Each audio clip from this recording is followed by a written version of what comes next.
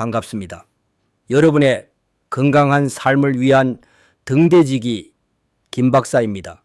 오늘 저는 의사 가운을 입은 전문가로서가 아니라 한 사람의 인생을 목격한 증인으로서 펜을 들었습니다. 진료실 문이 열리고 환자분이 들어오시는 그 짧은 순간 저는 종종 숨이 턱 막히는 경험을 합니다. 그것은 단순히 그분이 겪고 있는 질병의 위중함 때문이 아니라 그분의 눈동자 깊은 곳에 서려 있는 짙은 절망의 그림자를 마주하기 때문입니다. 무릎이 아프다는 것은 단순히 관절에 염증이 생겼다는 의학적 소견을 넘어섭니다.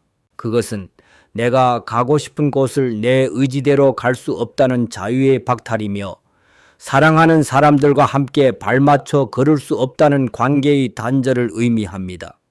많은 분들이 무릎 통증이 시작되면 공포감에 휩싸여 무작정 값비싼 치료법을 찾아 헤매십니다. 수백만 원을 호가하는 주사 치료를 받기도 하고 덜컥 인공관절 수술 날짜를 잡기도 합니다. 하지만 오늘 저는 여러분께 단호하게 말씀드리고 싶습니다. 제발 그 성급한 발걸음을 잠시만 멈추십시오. 불이 난 집에 소화기를 뿌려 불을 끄는 것이 먼저이지 불타고 있는 가구를 새 것으로 바꾸는 것이 능사가 아닙니다. 근본적인 원인인 염증이라는 불길을 잡지 않은 채 행해지는 모든 고가의 시술은 밑 빠진 독에 물을 붓는 것과 다를 바가 없습니다. 오늘 제가 여러분께 들려드릴 이야기는 현대의학의 최첨단 기술에 대한 것이 아닙니다. 오히려 우리 주변에서 단돈 1,000원이면 구할 수 있는 너무나 흔해서 그 가치를 몰라봤던 한 줌의 가루에 대한 기적 같은 이야기입니다. 그리고 그 기적을 온몸으로 증명해내신 올해 75세가 되신 박수남 어르신의 감동적인 투병기이기도 합니다. 박수남 어르신이 처음 제 진료실을 찾아오셨던 날의 날씨가 아직도 생생합니다. 늦가을에 차가운 비가 추적추적 내리던 오후였습니다. 진료실 문이 조심스럽게 열리고 지팡이에 위태롭게 의지한 채 한 발 한 발 힘겹게 내딛는 노신사가 들어오셨습니다. 그분의 첫인상은 마치 오랜 전쟁터에서 패배하고 돌아온 장수처럼 지치고 처연해 보였습니다. 하지만 차트 기록을 보니 불과 1년 전까지만 해도 그분은 동네 산악회에서 날다람쥐라고 불릴 만큼 건강을 자부하던 분이셨습니다. 선생님, 제 다리가 이제 말을 듣지 않습니다. 자리에 앉자마자 내뱉으신 첫 마디는 떨리고 있었습니다. 박 어르신은 젊은 시절부터 건설 현장에서 잔뼈가 굵으신 분이었고 은퇴 후에는 매주 주말마다 배낭을 메고 전국의 명산을 누비는 것이 유일한 낙이자 자부심이셨다고 합니다. 지리산 종주를 밥 먹듯이 하셨고 설악산의 가파른 바위 능선도 거침없이 오르내리셨던 분입니다. 그런데 그토록 강인했던 그분의 무릎이 무너지는 것은 한순간이었습니다. 처음에는 산에서 내려올 때 무릎 안쪽이 시큰거리는 정도였습니다. 어제 무리했나 보네, 며칠 쉬면 낫겠지라고 대수롭지 않게 여기셨다고 합니다. 파스를 붙이고 찜질을 하면 며칠 뒤에는 통증이 가라앉았기에 그것이 우리 몸이 보내는 마지막 구조 신호인 줄은 꿈에도 모르셨던 겁니다. 하지만 시간이 지날수록 그 시큰거림은 둔탁한 통증으로 변했고 급기야는 평지를 걷는 것조차 칼로 찌르는 듯한 고통으로 이어졌습니다. 박 어르신이 묘사하신 통증의 감각은 의사인 저조차도 미간을 찌푸리게 할 만큼 생생하고 끔찍했습니다. 선생님, 계단을 내려갈 때면 무릎뼈 사이에 모래알이 한 줌 꽉 끼어 있는 것 같습니다. 뼈와 뼈가 맞부딪히면서 그 모래알들이 서걱거리고 갈리는 소리가 귀가 아니라 머리뼈를 타고 뇌까지 울립니다. 상상해 보십시오. 매끄러워야 할 연골이 다 닳아 없어져서 거친 뼈끼리 직접 부딪히는 그 소름 끼치는 마찰음을 말입니다. 그것은 단순한 통증이 아니었습니다. 그분이 평생 쌓아온 삶의 활력이 깎여나가는 소리였습니다. 박 어르신은 결국 그토록 사랑하던 등산을 포기해야만 했습니다.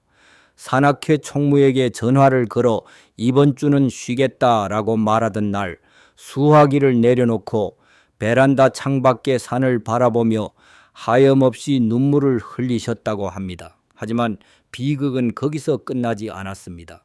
산을 못 가는 것은 시작에 불과했습니다.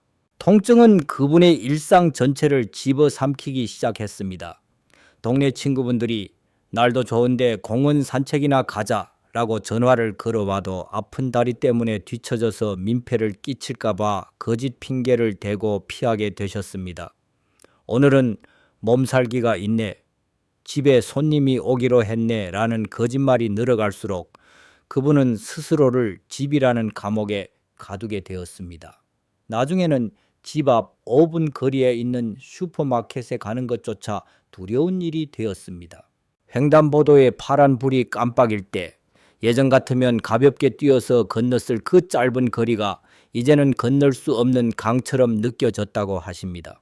혹시라도 걷다가 무릎이 꺾여서 주저앉으면 어떡하나, 남들이 그런 나를 보고 혀를 차지는 않을까. 육체적인 고통은 마음의 병으로 이어졌습니다. 하루 종일 거실 소파에 앉아 텔레비전 화면만 멍하니 바라보며 화면 속에서 뛰어다니는 사람들을 질투하고 부러워하는 자신의 모습이 너무나 초라하게 느껴지셨던 겁니다. 선생님, 저는 이제 영영 이렇게 살아야 합니까? 남은 인생을 이 소파 위에서 썩어가야 하는 겁니까? 진료실에서 그분이 제 손을 잡고 물으셨을 때 그 거친 손바닥에서 느껴지는 절박함이 제 심장까지 전해졌습니다. 박수남 어르신의 사례는 결코 특별한 예외가 아닙니다. 건강보험법 심사평가원의 통계 자료를 분석해 보면 대한민국에서 매년 퇴행성 관절염으로 병원을 찾는 환자의 수가 수백만 명에 달합니다. 특히 65세 이상 어르신 4명 중 1명은 이미 일상생활에 지장을 줄 정도의 심각한 무릎 통증을 앓고 계십니다. 70대 이상으로 올라가면 그 비율은 더욱 치솟습니다. 이것은 단순한 노화 현상, 즉 나이 들면 당연히 아픈 것으로 치부하고 넘길 문제가 아닙니다. 이것은 갱년기 이후 급격한 호르몬 변화와 평생을 사용해온 관절의 마모가 결합하여 발생하는 일종의 신체적 재난입니다. 하지만 많은 분들이 이 재난 앞에서 속수무책으로 당하고만 계십니다. 병원에 가면 연골이 다 닳았습니다. 인공관절 수술밖에 답이 없습니다. 라는 선고를 받을까봐 두려워서 통증을 참고 참다가 병을 키우시는 분들이 너무나 많습니다. 박 어르신 또한 마찬가지셨습니다. 수술하다가 잘못되면 영영 못 걷는다더라, 수술비가 1,000만 원이 넘는다더라 하는 주변의 카더라, 통신의 겁을 먹고 검증되지 않은 민간요법에 의지하며 시간을 허비하셨던 겁니다. 제가 검사 결과를 설명해 드리기 위해 엑스레이 사진을 띄웠을 때 박 어르신은 차마 화면을 똑바로 쳐다보지 못하고 고개를 떨구셨습니다. 사진 속 무릎 관절 간격은 이미 상당히 좁아져 있었고 뼈 끝에는 골극이라고 부르는 가시 같은 뼈들이 자라나 있었습니다. 염증으로 인해 관절 주변은 퉁퉁 부어 있었고 만져보면 열감이 느껴질 정도였습니다. 의학적으로는 퇴행성 관절염 3기에 해당하는 수술을 고려해 볼 수도 있는 심각한 상태였습니다. 그러나 저는 그분께 당장 수술합시다 라고 말하지 않았습니다. 대신 그분의 떨리는 손을 다시 한번 꼭 잡고 눈을 맞추며 이렇게 말씀드렸습니다. 어르신, 수술은 최후의 수단입니다. 우리 몸에는 아직 스스로를 회복시키려는 놀라운 힘이 남아 있습니다. 저와 함께 딱 3달만 제가 시키는 대로 해보시겠습니까? 큰 돈이 드는 것도 아니고 위험한 것도 아닙니다. 그때 박 어르신의 눈빛이 흔들렸습니다. 믿기지 않는다는 듯, 하지만 지푸라기라도 잡고 싶다는 심정이 뒤섞인 눈빛이었습니다. 선생님, 정말 수술 안 하고도 다시 산에 갈 수 있습니까? 그게 정말 가능합니까? 저는 고개를 끄덕였습니다. 그리고 그날부터 박수남 어르신과 저의 무릎 되살리기 프로젝트가 시작되었습니다. 그 비결은 해외에서 직구한 비싼 영양제도 아니었고 줄기세포 주사도 아니었습니다. 그것은 바로 시장 바깥간 어디에서나 볼 수 있는 고소한 냄새의 주인공 들깨가루였습니다. 에이, 고작 들깨가루라고요? 하며 실망하시는 분들이 계실지도 모르겠습니다. 밥상 위에 양념 정도로만 알았던 그 들깨가루가 어떻게 망가진 무릎을 고칠 수 있단 말인가? 의구심이 드시는 것이 당연합니다. 하지만 이것은 제가 지어낸 이야기가 아닙니다. 영국과 캐나다의 유수명문 대학 연구진들이 수년에 걸친 임상실험을 통해 밝혀낸 의학적으로 검증된 팩트입니다. 지금부터 제가 들려드릴 이야기는 단순한 식품 소개가 아닙니다. 우리 몸속 세포 단위에서 일어나는 치열한 염증과의 전쟁, 그리고 그 전쟁을 승리로 이끄는 천연 지원군에 대한 심도 있는 과학적 분석입니다. 박수남 어르신이 석 달 뒤 어떻게 지팡이를 던져버리고 다시 배낭을 메게 되었는지, 그 몸속에서 일어난 놀라운 변화의 메커니즘을 낱낱이 파헤쳐 드리겠습니다. 여러분의 무릎도 분명 다시 젊어질 수 있습니다. 준비되셨습니까? 여러분, 들깨가루가 무릎 통증을 잡는다는 제 말에 여전히 반신반의하시는 분들이 계실 겁니다. 어떻게 그 흔한 양념이 수백만 원짜리 주사보다 낫다는 것인지 의구심을 품는 것은 당연합니다. 하지만 지금부터 제가 설명해 드릴 기전은 단순한 민간요법이 아니라 우리 몸속 세포 단위에서 일어나는 치열한 생화학적 전쟁에 관한 이야기입니다. 박수남 어르신이 처음 제게 들깨가루 이야기를 들었을 때 보였던 반응도 여러분과 똑같았습니다. 그분은, 원장님, 제가 평생 순댓국에 들깨를 듬뿍 넣어 먹었는데도 무릎이 이 모양 이 꼴입니다 라고 항변하셨습니다. 바로 여기에 함정이 숨어 있습니다. 박 어르신뿐만 아니라 대한민국 국민 대다수가 들깨가루를 섭취하는 방식은 의학적으로 보았을 때 빵점에 가깝습니다. 들깨가루가 관절염 치료제가 되느냐, 아니면 단순한 지방 덩어리가 되느냐는 전적으로 어떻게 먹느냐에 달려 있기 때문입니다. 우선 들깨가루의 핵심 성분인 오메가3 지방산이 우리 몸속에서 어떤 기적을 행하는지 현미경으로 들여다보듯 자세히 설명해 드리겠습니다. 우리 무릎 관절 내부에는 활막이라는 얇은 막이 있고 그 안은 관절액으로 채워져 있습니다. 퇴행성 관절염이 시작되면 이곳은 마치 불난집처럼 변합니다. 닳아버린 연골 조각들이 떠다니며 활막을 자극하면 우리 몸의 면역 세포들은 이것을 적으로 간주하고 공격을 퍼붓습니다. 이때 뿜어져 나오는 물질이 바로 사이토카인이라는 염증성 단백질입니다. 이 사이토카인은 마치 성난 불길과도 같습니다. 관절 내부를 빨갛게 붓게 만들고 신경을 자극하여 극심한 통증을 유발하며 남아있는 정상 연골마저 녹여버립니다. 여러분이 밤마다 무릎이 욱신거려 잠을 못 이루는 이유가 바로 이 불길이 밤새 타오르기 때문입니다.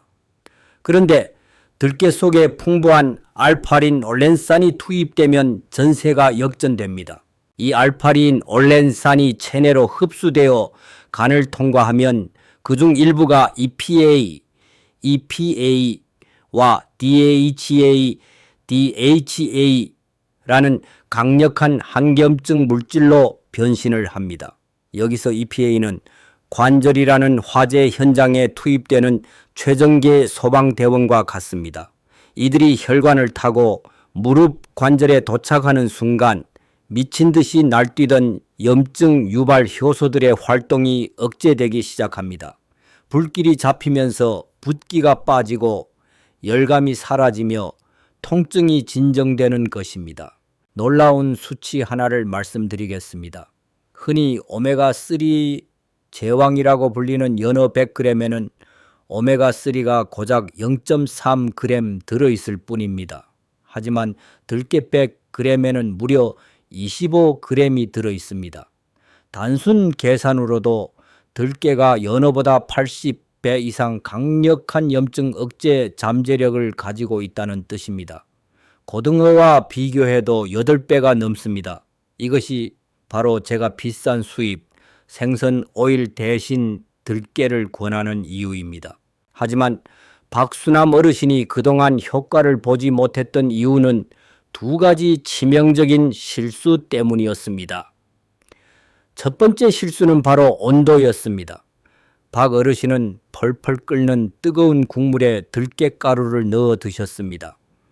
이것은 귀한 약을 도구로 만드는 행위입니다. 들깨 속의 오메가3는 열에 극도로 취약합니다. 섭씨 60도만 넘어가도 이 착한 기름은 산소와 결합하여 급격하게 산화되기 시작합니다. 전문 용어로 산패라고 부르는 이 현상이 발생하면 오메가3는 더 이상 염증 치료제가 아닙니다. 오히려 과산화 지질이라는 발암 물질에 가까운 독성 물질로 변해버립니다. 썩은 기름을 먹는 것과 다를 바가 없습니다. 이 산패된 기름이 몸속에 들어오면 활성산소를 뿜어내어 혈관을 늙게 만들고 오히려 관절의 염증을 악화시키는 불쏘시개의 역할을 하게 됩니다.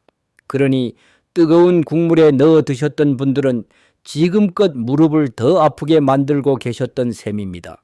박 어르신이 저지른 두 번째 실수는 공복 섭취였습니다.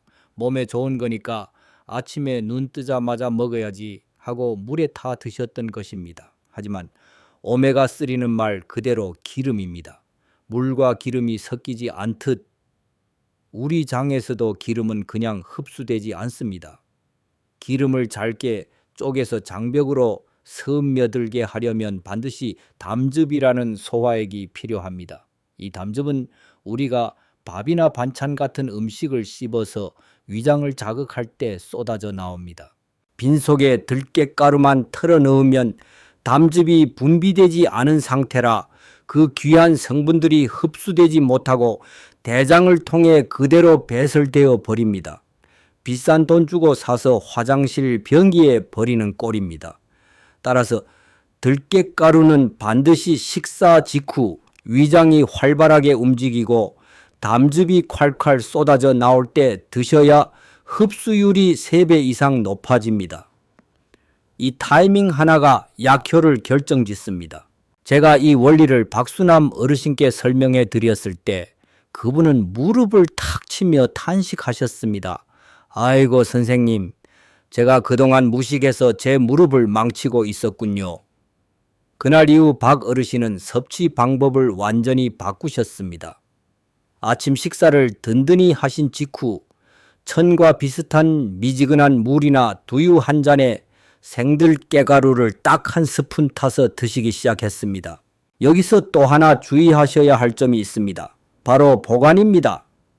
박 어르신 댁 찬장을 열어보니 입구를 대충 고무줄로 묶은 들깨가루 봉지가 산곤에 방치되어 있었습니다. 들깨는 껍질을 벗기고 가루가 되는 그 순간부터 산소와 만나 맹렬한 속도로 산패가 진행됩니다.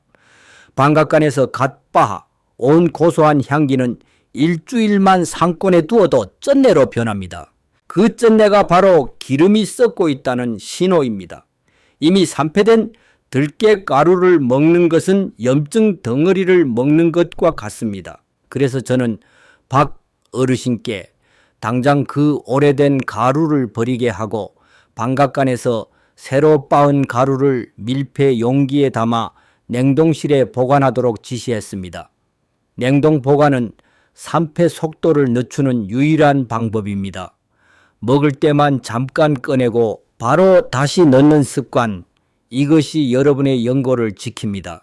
그리고 들깨가루 섭취와 함께 반드시 병행해야 할 것이 있습니다. 아무리 좋은 영양분을 공급해도 그것을 무릎 관절 구석구석까지 배달해줄 배달부가 없으면 소용이 없습니다. 그 배달부가 바로 혈액이고 혈액을 순환시키는 펌프가 바로 근육입니다. 박수남 어르신은 무릎이 아프다는 핑계로 움직이지 않아 다리 근육이 다 빠져버린 상태였습니다. 근육이 없으니 관절로 가는 혈류량이 줄어들고 영양 공급이 끊기니 연골은 더 빨리 말라 비틀어지는 악순환에 빠져 있었습니다. 많은 분들이 무릎이 아픈데 어떻게 운동을 합니까? 라고 반문하십니다. 맞습니다. 아픈 무릎을 억지로 끌고 등산을 하거나 계단을 오르는 것은 자살 행위입니다. 하지만 체중을 싣지 않고 하는 운동은 반드시 필요합니다. 제가 박 어르신께 처방한 운동은 의자에 앉아서 하는 아주 정적인 동작이었습니다. 허벅지 앞쪽 근육인 대퇴사두근을 강화하는 운동입니다. 이 근육은 무릎뼈를 위해서 단단하게 잡아주는 동아줄 같은 역할을 합니다. 대퇴사두근이 튼튼해지면 걸을 때 무릎 관절 사이가 눌리지 않도록 위에서 들어 올려주는 효과가 생깁니다. 마치 무릎 안에 천연 에어 쿠션을 장착하는 것과 같습니다. 박 어르신은 처음에는 다리를 들어 올리는 것조차 힘들어 하셨습니다. 다리가 부들부들 떨리고 10초를 버티는 것이 10년처럼 길게 느껴진다고 하셨습니다. 하지만 근육은 거짓말을 하지 않습니다. 매일 텔레비전 뉴스를 보는 시간마다 습관처럼 다리를 펴고 버티는 연습을 하자 종기장처럼 얇았던 허벅지에 조금씩 단단한 힘이 차오르기 시작했습니다. 그 미세한 근육의 변화가 혈관을 압박하고 이완시키며 펌프질을 해대자 들깨가루를 통해 섭취한 양질의 오메가3 성분이 비로소 무릎 관절 깊숙한 곳까지 도달할 수 있게 된 것입니다. 영양 섭취와 근육 강화, 이 두 가지 톱니바퀴가 맞물려 돌아가기 시작하자 박 어르신의 몸에서 기적 같은 반응이 일어났습니다. 섭취 시작 한 달째 되던 날 박 어르신이 제게 전화를 걸어오셨습니다. 목소리가 한결 밝아져 있었습니다. 선생님, 아침에 일어날 때마다 무릎이 뻣뻣하게 굳어서 펴지지가 않았는데 오늘 아침에는 거짓말처럼 부드럽게 펴집니다. 이게 꿈은 아니겠지요? 그것은 꿈이 아니었습니다. 체내에 축적된 EPA 성분이 밤새 관절낭의 염증을 청소하고 DHA 성분이 연골 세포막을 유연하게 만들어준 결과였습니다. 뻣뻣함이 사라졌다는 것은 관절 내부에 불이 꺼졌다는 신호탄입니다. 물론 다 닳아버린 연골이 20살 때처럼 다시 생겨난 것은 아닙니다. 현대의학으로도 그것은 불가능합니다. 하지만 통증 없이 일상생활이 가능한 수준으로 리모델링은 충분히 가능합니다. 염증만 잡아도 통증의 팔알은 사라집니다. 나머지 이할은 근육의 힘으로 버티는 것입니다. 박 어르신은 이 원리를 몸소 체험하며 점점 자신감을 되찾으셨습니다. 슈퍼마켓 가는 길에 2번 쉬어야 했던 거리를 한 번만 쉬고 가게 되었고 나중에는 쉬지 않고 한 번에 걸어가게 되셨습니다. 그 작은 성공들이 모여 뇌 속에 각인된 나는 환자다라는 인식을 나는 할 수 있다는 희망으로 바꾸어 놓았습니다. 하지만 여기서 멈추면 안 됩니다. 많은 분들이 통증이 좀 가라앉는다 싶으면 방심하고 다시 예전의 나쁜 습관으로 돌아가곤 합니다. 이제 다 나았나 보다 하고 들깨가루 섭취를 중단하거나 무리하게 산에 오르려 하십니다. 이것이 가장 위험한 순간입니다. 우리 몸의 세포가 완전히 바뀌는 데는 최소 100일, 즉 석 달의 시간이 필요합니다. 이제 막 불씨가 꺼진 상태에서 다시 기름을 붓는 격이 되어서는 안 됩니다. 박수남 어르신께도 저는 신신당부를 드렸습니다. 어르신, 지금이 제일 중요합니다. 통증이 없다고 해서 다 나은 게 아닙니다. 지금은 기초 공사를 다시 하는 중이니 절대 무리하지 마시고 이 습관을 평생 가져가셔야 합니다. 다행히 박 어르신은 제 조언을 철석같이 믿고 따르셨습니다. 그리고 정확히 석 달 후 진료실 문을 열고 들어오시는 그분의 모습은 처음과는 완전히 딴판이었습니다. 박수남 어르신이 진료실 문을 열고 들어오시던 그날 저는 제 눈을 의심했습니다. 지팡이는 온데간데 없었고 어르신의 얼굴에는 홍조가 가득했습니다. 마치 20년은 젊어지신 듯한 활기찬 걸음걸이로 성큼성큼 걸어와 제 손을 꽉 잡으시더군요. 그 손아귀 힘에서 저는 확신했습니다. 이분이 드디어 해내셨구나. 우리 몸이 가진 치유의 힘이 다시 깨어났구나 하고 말입니다. 박 어르신은 선생님, 어제는 동네 뒷산 약수터까지 한 번도 안 쉬고 다녀왔습니다. 무릎이 시원합니다. 라고 자랑하셨습니다. 그 기적 같은 변화의 핵심은 바로 꾸준함이었습니다. 지금부터 박수남 어르신이 석 달 동안 하루도 빠짐없이 실천하셨던 무릎 되살리기 24시 일과표를 공개하겠습니다. 여러분도 오늘부터 딱 100일만 이대로 따라해 보십시오. 가장 먼저 아침 7시 기상과 동시에 미지근한 물 한 잔으로 잠든 위장을 깨우셨습니다. 그리고 아침 식사는 평소대로 하시되 식사가 끝나자마자 바로 냉동실로 향하셨습니다.